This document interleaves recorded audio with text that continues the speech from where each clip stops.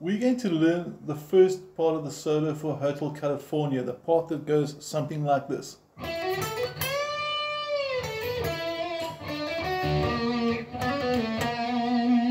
Now, I'm not going to play this with the original track because certain songs and artists I notice are copyright crazy. So if I sit and play even 3 seconds of the original to play along with it, I'm going to get blocked on YouTube, which is quite silly because you'd think that people would be grateful if you play their songs, because that might make you go out and buy this music. But no, some artists think that they don't want to share it and no one's allowed to copy it, so no one will hear it. But anyway, we're not going to sit and rant too much about that. Let's learn this solo because this solo is legendary and it's really cool. One more time slowly, so I'm going to play it through for you so you can hear it.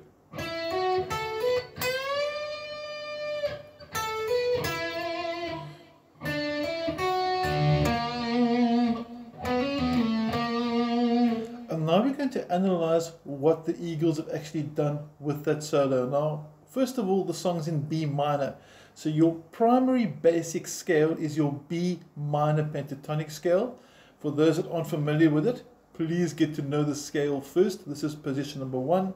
My fingers are numbered. This is the 7th fret, so you're playing through frets 7, 10, 7, 9, 7, 9, 7, 9, 7, 10, 7, 10.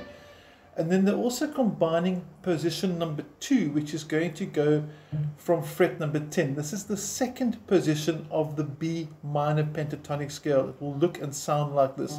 These are the fret numbers. 10, 12, 9, 12, 9, 12, 9, 11, moves up to 8, 10, 8, 10. Now, when you're learning the solo, please make sure you've got your PDF file printed out in front of you, or if you've got it on your screen, wherever it's working is good, because you can see that the notes 9, 11 is part of position number 2. You can see that the 10 and 12 also part of position number 2, but later when it goes to the 7, 9, 7 where it goes,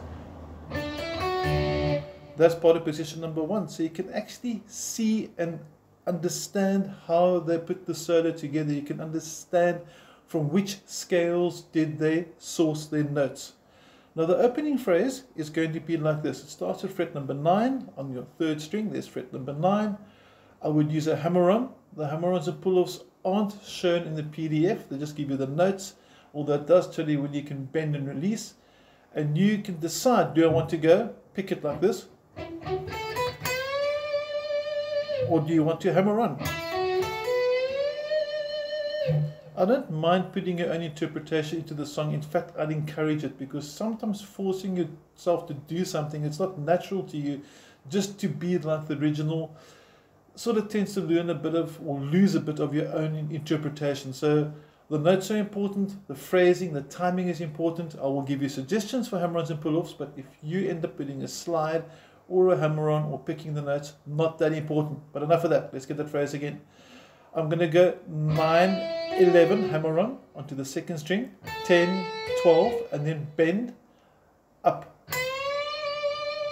And it says minor 3rd, which is the same as fret number 15. So you're going to bend this 12 to sound like 15.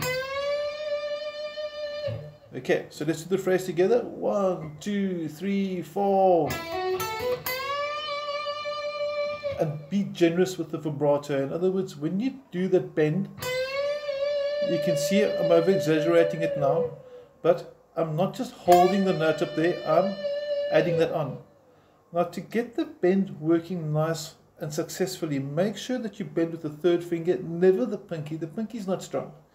And I'm using fingers 1 and 2 for my support. In other words, if I bend here, I've got those 2 fingers supporting him, so when I want to vibrato it, I've got strength, and that's the important part over here.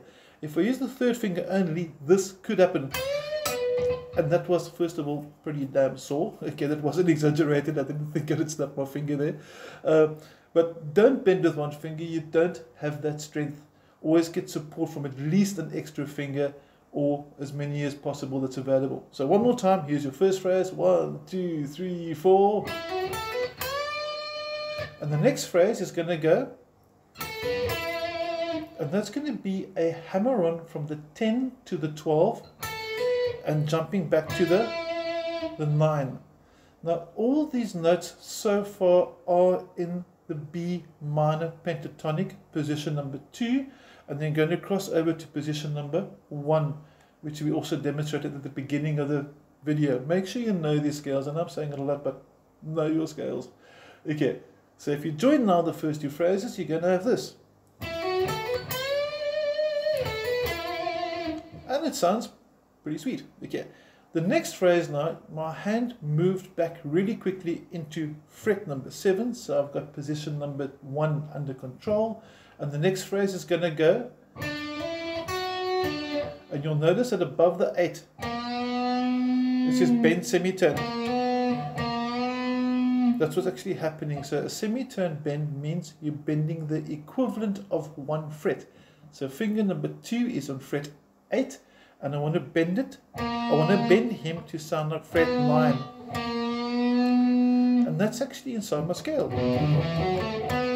Very important again to know the scale shapes, because if I know the scale shapes, I know where the notes are and how far I need to bend the note to get the correct pitch, because I can identify what the bent note should sound like.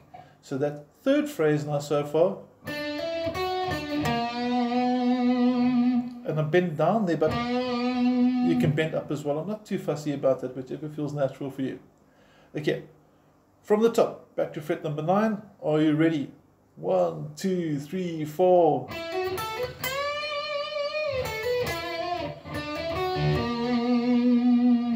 And you got your first basic phrase, followed through by a very quick little section, which is a hammer-on and pull-off, going from 9, 11, 9, and back to 8 again. And at speed, slow motion, pick, hammer-on, pull-off, slide, and at speed. And if you're looking at my picking hand there, you'll notice that only the first note got picked.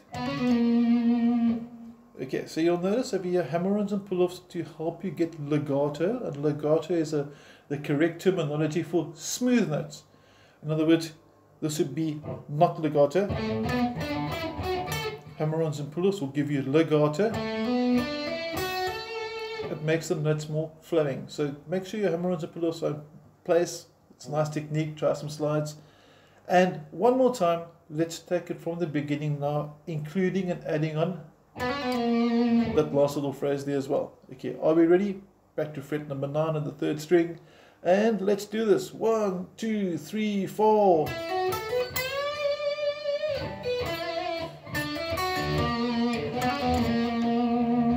Okay, now I'm going to break this section or the study into several different videos. So this is video number 1. Video number 2 will follow through. And the goals so far, or the purposes of the split videos, is that you can first get the first group of phrases nice and smooth. Make sure your bends aren't rushed. Make sure you haven't got string noise. Make sure you understand the scales from where the notes are coming from. Also very interesting as well, you get a scale called the harmonic minor, which sounds like this.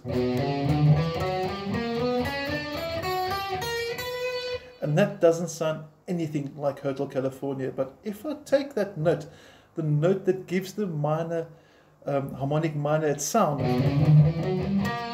that note there, you can hear that note, but hold on a minute, that's part of my,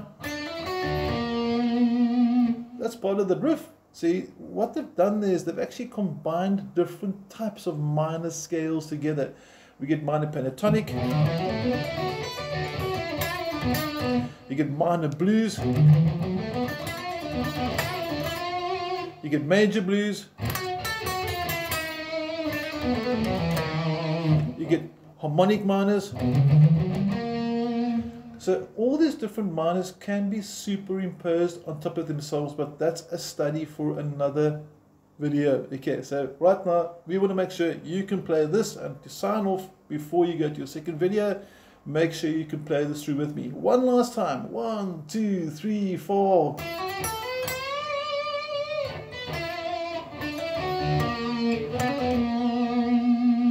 And then I'll see you in the next video for the next part. Hope you enjoyed it so far.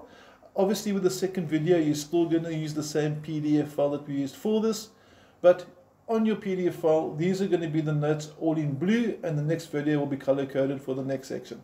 Cheers for now. Hope you had fun with it. Remember to keep your overdrive on, nice high gain, because that's what you use for it. And enjoy Hotel California. Cheers.